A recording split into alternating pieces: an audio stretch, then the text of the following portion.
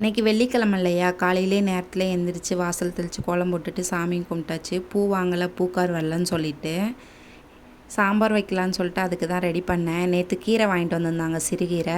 அதை சாம்பார் வச்சிடலான்னா அதுக்கு தான் ரெடி பண்ணிகிட்டு இருந்தேன். இந்த காய் இல்லைன்னா தான் கீரை பக்கமே போகிறது, இல்லைன்னா கீரையே வாங்குறதில்ல. அப்படி தான் நாங்கள் காய் இருந்தால் காய் வச்சு ஏதோ செஞ்சுக்குவோம். காய் ஒன்றும் இல்லைன்னா இந்த கீரையை வாங்கிட்டு வர சொல்லிடுறது நாளே. எங்கள் வீட்டுக்காரன் கீரை வாங்கிட்டு வந்துடுவாங்க.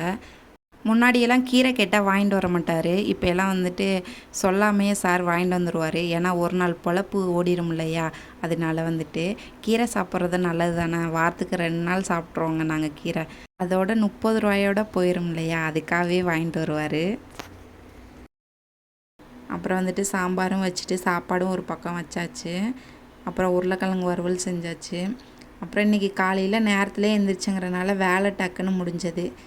தம்பிக்குமே சாப்பாடு கொடுத்தாச்சு, வீட்டுக்காரர் சாப்பாடு கொடுத்து வேலைக்கு போக சொல்லியாச்சு. அப்புறம் இன்றைக்கி 10 மணிக்கெலாம் வேலை முடிஞ்சுங்கிறனால சரி சீக்கிரமே துணி துவைச்சிடலான்னு சொல்லிட்டு இன்றைக்கி சீக்கிரமே துணி துவைச்சாச்சு. எப்போயுமே வெயிலில் நின்று தான் துணி துவைக்கிறது. இன்றைக்கி கொஞ்சம் நேரத்துலேயே துவைச்சிடலான்னு சொல்லிட்டு இன்றைக்கி நேரத்துலேயே துணியெல்லாம் துவைச்சி காய போட்டாச்சு. அதுக்கு பிறகு தான் துணி துவைச்சிட்டு தான் நான் சாப்பிட்டேனே. காலை சாப்பாடு 11:30 ஆயிடுச்சு.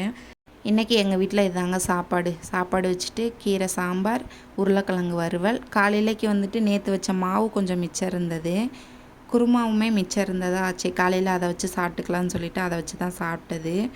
எப்போயுமே எங்களுக்கு சப்பாத்தி நாள் தேய்க்கையில் ஒரு மாதிரி இருக்கும், வெள்ளையாக இருக்கும் போல இருக்கும்.